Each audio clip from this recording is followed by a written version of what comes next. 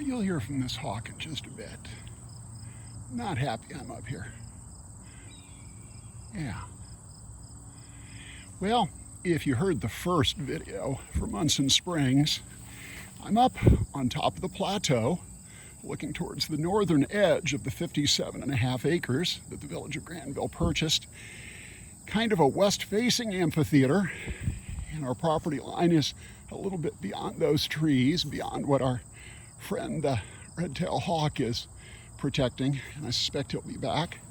And now I'm looking pretty much due south towards Newer Granville Road, back towards Fackler's, towards the corner with Cherry Valley Road. There's this open space that's been cleared by the logging that was done up here, but this whole upper part, from basically the foot of the slope to the northern edge of the parcel, is a good 37 acres. And it's down that slope and in some pretty thick brush, to be perfectly honest, but also then at the edge of the brush and right on the edge of the residential neighborhood at the back of Aaronwood are the actually 3 springs, which make up the Munson Springs, from which we got the name of the archaeological site, which I'll tell you about in a moment, and also this preserve, Munson Springs Preserve, as we call it, for the Augustine Munson family, for their history on this site and with the village. And again, because we used Munson Springs as the name of an archaeological dig.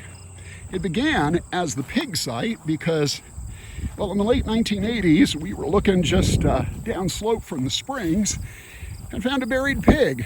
Now, we figured that was for more a historic period, but we worked our way back up the slope, and as the season was ending, put a trench through a very low mound that we suspected and later proved to be Hopewell period, about 2,000 years old. But we found in it, about 200 yards due west of where I'm standing, we found a fluted point. And that fluted point would tend to indicate activity up here on this slope with a nice southeastern face, so you got good water, shelter from the winds and storms out of the north and west, good hunting down in the valley of Raccoon Creek in front of you. It's a good place to camp as the glaciers were retreating 10, 11,000 years ago. We did more work, found a few more indications. In fact, we found that the Munson Springs site itself with that mound wasn't just Hopewell, not just Paleo-Indian, which is deeper and older, but just about every period of Native American occupation right up to the first European occupation, which, as you'll recall, is John and Lily Jones and their kids, and then Patrick Cunningham, about 125 yards straight ahead of me down that slope.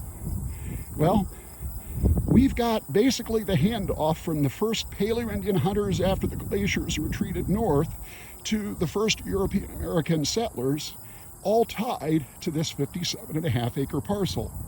And of course, tied to those springs, because water is life. Water is also a solvent. So we have some challenges here. Again, I think this upper terrace is almost certainly going to be preserved as both a nature and a low-impact public recreation parcel. What will happen with the 20 acres below, and we're kind of looking at that hedgerow I mentioned, nose on. So we've got about 10 acres to the right and 10 acres to the left that are between the foot of the slope and Newark Granville Road. Some of that might yet be developed, and we're looking at what that would mean, how that would be worked into the overall plan for the area, and for the best long-term purposes of the community. But it's certainly a lovely spot. This upper plateau, which includes, I gotta tell you, I'm here in late September, and there are monarch butterflies all over the place, fluttering in and out of the Queen Anne's lace and the other thistles kind of going to seed, and all the other asters and other autumnal plants we're seeing here. It's a beautiful nature preserve. It's recovering very quickly from the logging that had been done, and just gives you a sense of being out in the wilderness you wouldn't expect so close to, as I said, Newark Granville Road, just a quick walk. But water is life. Water is also a solvent. And this terrain, having been heavily wooded for, well, many thousands of years, hadn't built up much protection. And once the trees were cut down, well, we've got some gullying starting to take place, and we're going to have to do more to mitigate. But it's also true, getting a road up to this plateau, to the beginning of the Welsh Hills that continue on to our north and west, that's going to be challenging.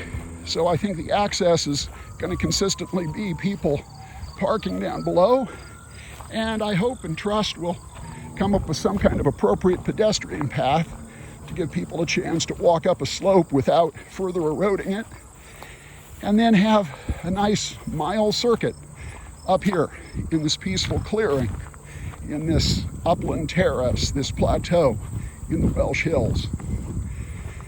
So I'm going to end this second video here shortly before I get to the slope and potentially embarrass myself. But as you can see, the gullying begins again here, cuts its way down, and that's what that impoundment was meant in part to help protect down below. So we're going to have to think about the water flow and stabilizing this denuded slope and how to get people back up here and onto this terrace, give them a path to walk around. But Munson Springs Preserve, it is natural history, it is cultural history of Native American occupation for tens of thousands of years, and then for the last 200 some of European American settlement, including really the roots of the village of Granville.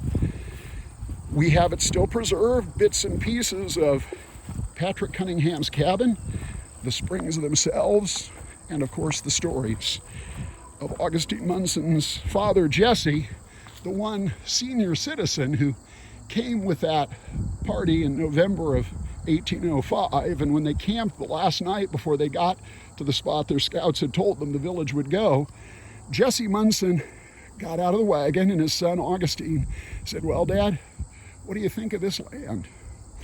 And I love the fact that Jesse, an old farmer himself out of western Massachusetts, but with thin, bitter soil, he bent over and he picked up a pinch of the soil and he tasted it. And then he turned to his son and said, "Augustine, buy every acre you can see from this spot." He knew it was special. Special for farming and for raising a family, and I believe for us, for preserving. So thank you for watching these two videos and learning a bit more about Munson Springs Preserve and our work so far towards the end of 2022.